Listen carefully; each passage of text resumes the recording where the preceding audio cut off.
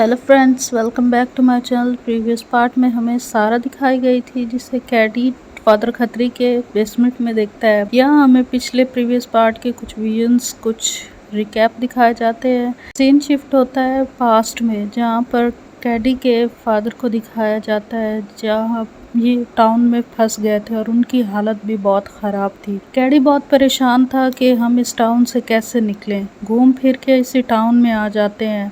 तब कैडी की मुलाकात बॉयड से होती है और बॉयड उससे कहता है कि परेशान नहीं हो, हम सब तुम्हारे साथ है और आज से तुम भी एक शेरिफ हो, जिससे कैडी बहुत खुश होता है। सीन शिफ्ट होता है बेसमेंट में, जहाँ पर कैडी बॉयड को ले आता है।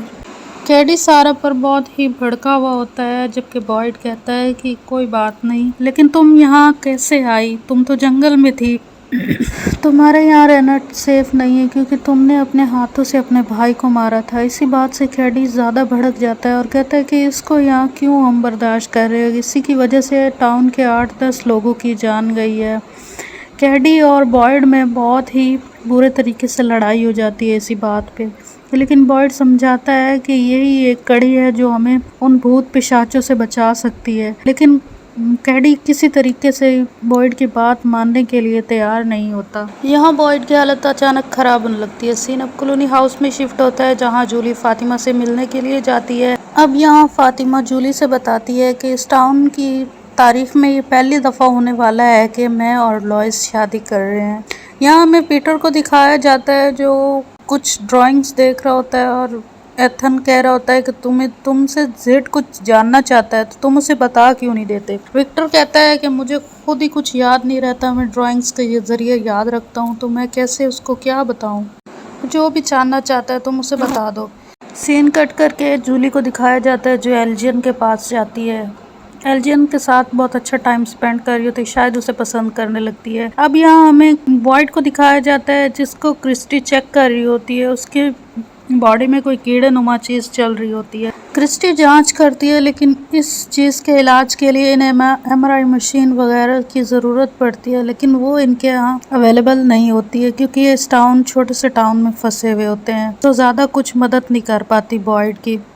सीन कट करके एक बार में शिफ्ट किया जाता है, जहाँ पर बाफ्ता जो कि ड्रिंक कर रही होती है, वहीं जेड आ जाता है। दोनों के बीच बात होने लगती है। जेड बताता है कि मैं एक इंजीनियर था और मैंने एक ऐसा प्रोजेक्ट बनाया जिसमें मैं कामयाब भी हो गया था, जिसकी सेलिब्रेशन के लिए मैं कहीं जा रहा था और इस टाउन में फंस गया। बाफ्ता बताती है कि मुझे भी मेरी बस का लाइसेंस मिलने वाला था, ये आखिरी राइड लेने के लिए आ गई और फंस गई। दोनों ही अब अपनी अधूरी जीत का जश्न मनाने लगती है। अब यहाँ सीन शिफ्ट होता है जिम और टेबिथा पर। टेबिथा जिम को सहारा देकर बाहर ले आती है और ये दोनों अपने घर का मलबा देख रहे होते हैं। जिम कहता है कि अब हमारा घर सारा टूट चुका है, तो हम कहाँ रहेंगे।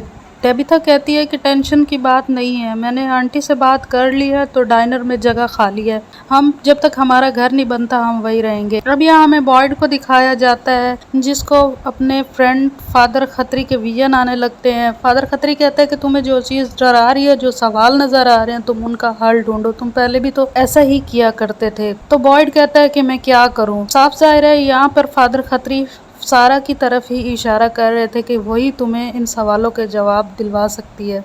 सीन कट करके कॉलोनी हाउस में डोना को दिखाया जाता है, जहाँ पर जिम भी मौजूद होता है। जिम डोना से पूछता है कि जब मैंने एंटीना बनाया था और उसे सेट करके मैंने कम्युनिकेशन करने की कोशिश की थी, तो एक आदमी की आवाज़ आई थी जो कि तुमने भी सुनी थी, जो कह रहा था कि तुम्हारी वाइफ को गड्ढा नहीं खोदना चाहिए था। ऐसे इस सब से ये मालूम होता है कि हम पर कोई ऊपर से नज़र रख रहा है। ऐसा कुछ है, तुम्हें भी जो पता है तो मुझे बताना नहीं चाह रही, तो ऐसा क्या है? क्या डोना इस सब के बारे में कुछ जानती है, इन वाक़यात के बारे में? ये जानने के लिए नेक्स्ट पार्ट का वेट करें और चैनल को सब्सक्राइब कर दें।